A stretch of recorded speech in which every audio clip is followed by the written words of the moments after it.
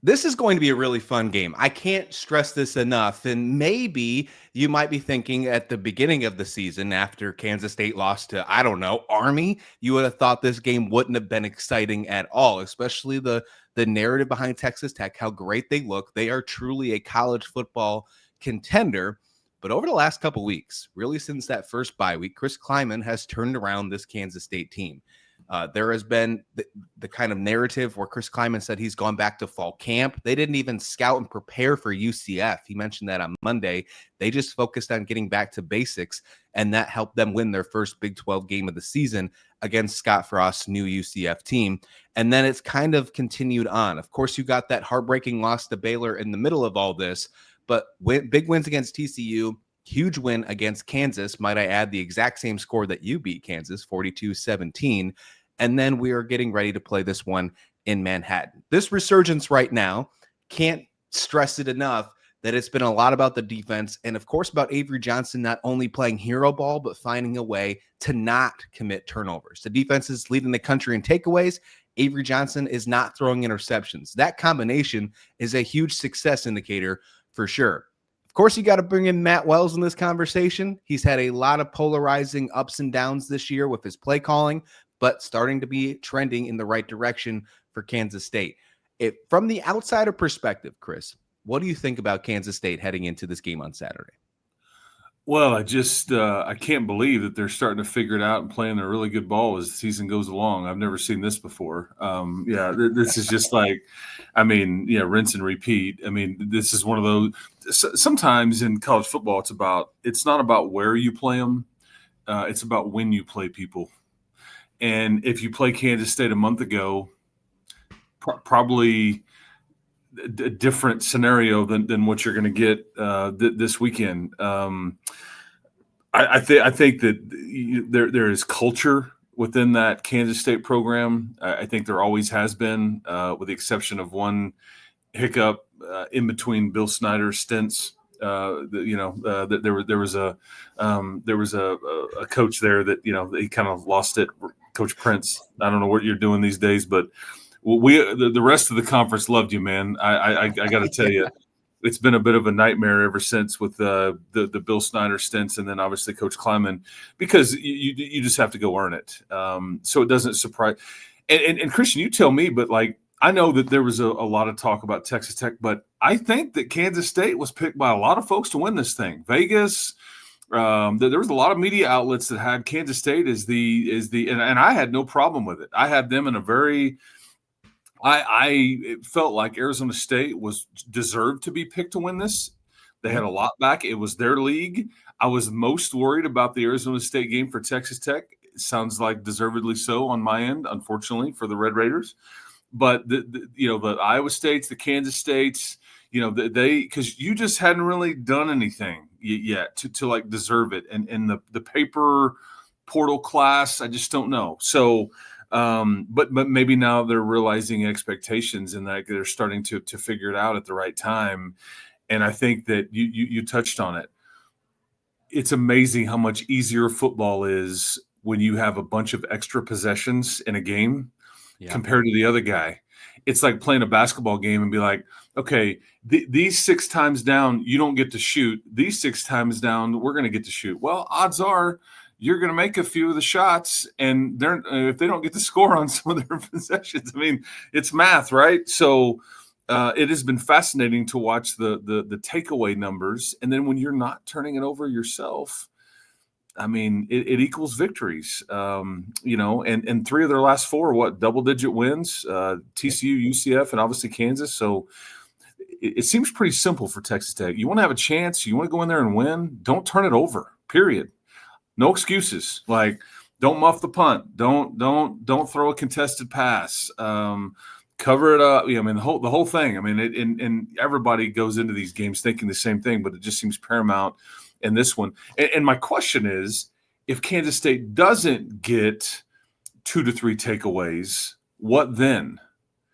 Are they good enough to run it and to sustain drives and to hit some explosive plays, consistent? I mean, you take me through it. If you take the the takeaway component out, what does it look like then? And maybe we don't have to do that, but I mean, just for purposes of conversation, if they don't, cause 2 to 3 to 4 takeaways, what then? Yeah, they led their season high last week against Kansas with 4 takeaways on the defense, but that has truly become their new identity since the bye. If that gets taken away, I don't know, especially this week more than any other week, if they can succeed. Because again, we've just talked about how much this defense for Texas Tech is, how exciting, how electric, how powerful they are. And I don't think Kansas State's remotely played any type of defensive line or linebacking core as good as Texas Tech this entire season. I don't even think in the same realm. Like, I think if you're going back on like PFF data, advanced data, I think Kansas and UCF would be the closest to comparison. And we all know just by saying that in the eye test that those defenses aren't the same as Texas Tech. So this is a huge challenge. And if they can't find a way to maybe steal a couple possessions from Texas Tech, I think Kansas State could be in trouble. I don't think that's a really odd thing to say, because there's a lot of other issues when it comes to the offensive side. Yes, Avery Johnson's not turning the ball over, but he doesn't have Dylan Edwards yet again this week. Dylan Edwards is going to be out. He's been really on and off the field all season long since the very first play of the game when he muffed a punt in Dublin, Ireland. Speaking about when you play, not who you play, let's put Farmageddon back at the end of the season. Can we? Let's do that one. Either way. I've been meaning to, like, do you blame – this is an excuse. I'm offering it up to you. Sure. Do you buy into the funk of their first month of the season is the Ireland thing, or is that just like, man, Iowa State had to deal with it too? Like, what are we talking about? Or do you like kind of? I lean towards the side of you can't make that an excuse because of how successful Iowa State was during their non-conference play, but I don't think that you can't completely rule it out. I think you have to at least say that, there's something there. But if I'm going to give you, it's hard for me to give it as an excuse, but I 100% do think that something was played. I don't want to go to Ireland again, if that's what we're saying. I don't want to play there. Well, and the reason I brought it up is because I talked to a Texas Tech official. Brett Yormark actually called Kirby Hocutt, the athletic director for Texas Tech, from the sidelines of that game. Hey, man, you got to do this. This is awesome. And I think Kirby was like, yeah, man, we're good. Like, that's not for us. We don't really want to be a part of that. We don't want to take away a home game. And again, I guess if it's somebody else's home game and you were having to travel anyway, maybe you would entertain it. But I just don't think that – I think that Brett Yormark is hoping that other people will run to these opportunities, and I don't think that Texas Tech is in that line. So anyway, I just wanted to ask about it because I just think that it took Kansas State a while to figure out, and then it's an easy kind of dot to connect on this weird trip, this weird game, this whatever, and I don't know. But you're right. Iowa State had the same thing, and it didn't seem to affect them in the win-loss column near as much. So. Well, it could be the fact if you lose that game, you have a slow start. Every team since they brought back this series, if you lose this game, they haven't made a bowl game. Kansas State's trying to break that trend, right? Yeah, so Florida State last year. Yeah, Florida State, Nebraska, Navy. Yeah. There's all been teams where that haven't. When they lose that game, they're not in a good spot for the rest of the season. So maybe it is something. But to finish up my thought here, the fact that Dylan Edwards isn't going to be in this game, I think that's huge. If they can't get the takeovers on this one, the offensive line is going to be in big trouble, I think. They have a huge task ahead of them. They've been great in the pass blocking department, but when you look at how they've fared in the run blocking department, and you're going to have Joe Jackson in the backfield instead of Dylan Edwards, not a bad running back. He had his career high over 100 yards against TCU. He didn't have to do so much against Kansas in the Sunflower Showdown. I'm not saying he's an inserviceable running back. I think he's a great running back. One, he's just not as explosive as Dylan Edwards. I think that's fair to say. And the fact that the offensive line is not giving that push that you need, and then, okay, now enter Texas Tech, where you're going to have to be you're going to possibly be bullied on that offensive line. If you can't get takeaways, I think Kansas State is in trouble in this one for sure. Yeah, and we've been talking about Avery Johnson and not turning the ball over. I am very curious I don't know if the right word is fascinated, but I just the whole Baron Morton scenario. I talked to him this week. I think that he's fine. He could have played last week. I think that, no disrespect to Oklahoma State, I think you were just trying to give him another week to be right. I don't think you in any way anticipated that Will Hammond would suffer the injury, because Barron went into the locker room at halftime and suited up and was like, okay, emergency only, scenario. It could be real now.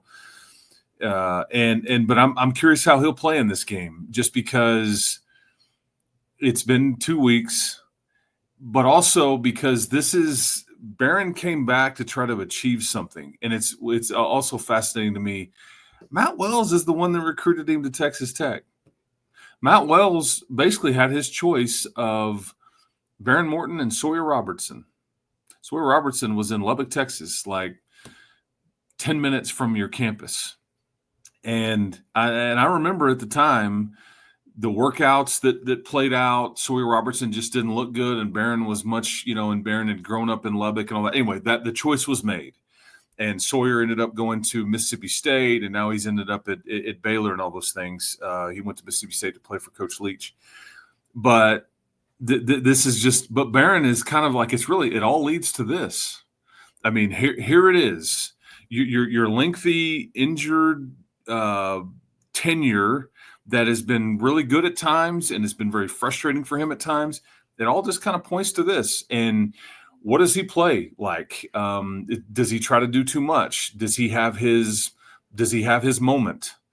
And I think, because you may be able to afford a loss here for Texas Tech. I don't know if you can. I really don't know if you can. The way that the math works, there's going to be some teams that this is going to be interesting down the stretch here. Everybody's saying to themselves, well, just win out and you'll be good. Well, I doubt very many teams are just going to win out. The way that everybody's schedules, like Kansas State wins this game. I mean, that's going to be big, but you got to go to Utah. Mm-hmm. Utah's playing really good. And so you just don't know what all this looks like. Texas Tech's got BYU next week. And BYU just is like inventing different ways to win games and is like allergic to losing. It seems like it's amazing. So, but the Baron Morton part of it, Christian, is fascinating to me because he could largely decide this game one way or the other. If he's a dude, if he's rusty or tries to do too much, and like what he told me, I just got to get it to my playmakers. Don't overthink it, and all that. Well, and you get there, and the Harleys are surrounding the stadium. It's the Harley game, right? I've experienced like 2 or 3 of these. I need like a bandana or something to cover up all the exhaust fumes and earplugs and everything like that. You just get in that moment, and it's like, I can make that throw. I mean, you just don't know. Avery Johnson can have the same issue. We don't know, but how that dynamic plays out is fascinating to me. Because trying to teach a gunslinger like Barron, who can make all the throws and all the different angles, hey man, you have a really good defense. Like throw it in the stands. A punt is okay. It's hard to fundamentally get them to change that mindset, and that's kind of been the dynamic here in Lubbock this year, regardless of who's been playing quarterback. Like we're not asking you to go be a Heisman Trophy winner. You got a legit unit that we can pin them, we can do whatever and play field position a little bit, and that's going to be okay. So anyway, there's just another dynamic that I'm kind of fascinated about.